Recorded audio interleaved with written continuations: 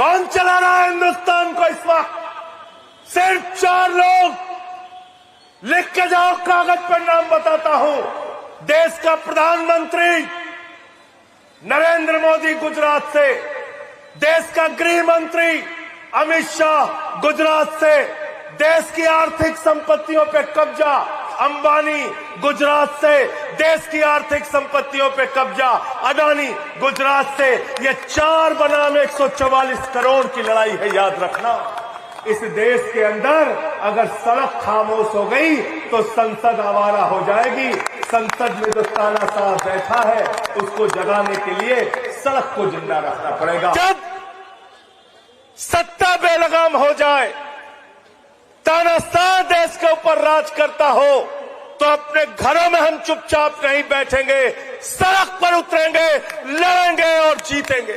इनसे कहो बिजली नहीं आती, कहते भारत माता की जय। इनसे कहो नौकरी नहीं मिल रही, कहते भारत माता की जय। इनसे पूछो अदानी को रेल क्यों बेच दिया, कहते भारत माता की जय। इनसे कहो सेल क्यों बेच दिया, कोयला क्यों बेच दिया, गैस क्यों बेच दिया, समुद्र का तट क्यों बेच दिया, एयरपोर्ट क्यों बेच दिया, कहते भारत माता की जय। मैं आपसे कहना चाहता हूं, भारत माता की जय लगा के भारत माता की संपत्ति बेचने वाले भारत माता के कपूत संतान है, सपूत संतान नहीं है। और क्या कहते हैं? कहते हैं जागो हिंदू जागो, जागो हिंदू, जागो हिंदू। ये अनिल झा हिंदू है कि नहीं है? अनिल झा हिंदू है कि नहीं है? ये पवन तिवारी हिंदू है कि नहीं है? ये राजेश यादव हिंदू है कि नहीं है? ये छवि यादव हिंदू है कि नहीं है? ये नीलम यादव हिंदू है कि नहीं है? ये दिनेश पटेल हिंदू है कि नहीं है?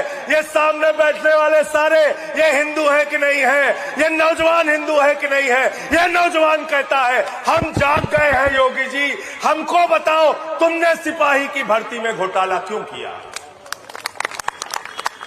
जागे हो कि नहीं भाई? जागे हो ना?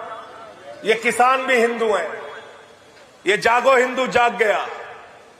ये किसान पूछ रहा है, ये चौधरी सुरेंद्र भी हिंदू है, ये जाग गए, ये पूछ रहे हैं बताओ तुम खाद की एक बोरी के लिए हमें लाठियों से क्यों पिटवाते हो?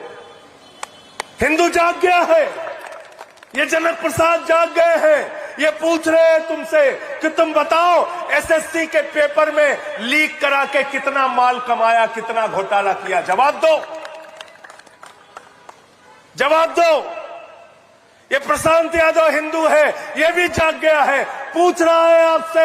हमारी बहन राजकुमारी आई है, उसने पुलिस वालों से भिड़ंत की थी, लड़ाई लड़ा था। हम पूछ रहे हैं, हिंदू हैं, कि बताओ तुमने हिंदुओं के बच्चे जहां पढ़ रहे थे उन सरकारी स्कूलों को क्यों बंद किया? बताओ, हम जाग गए हैं, बताओ।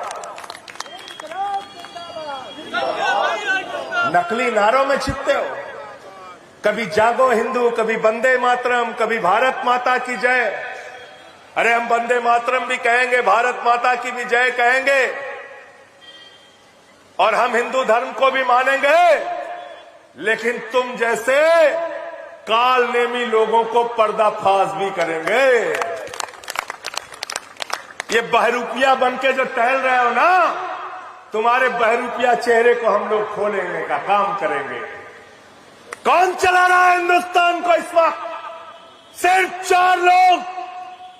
लिख के जाओ, कागज पर नाम बताता हूं। देश का प्रधानमंत्री नरेंद्र मोदी गुजरात से, देश का गृह मंत्री अमित शाह गुजरात से, देश की आर्थिक संपत्तियों पे कब्जा अंबानी गुजरात से, देश की आर्थिक संपत्तियों पे कब्जा अदानी गुजरात से। ये 4 बनाम 144 करोड़ की लड़ाई है, याद रखना।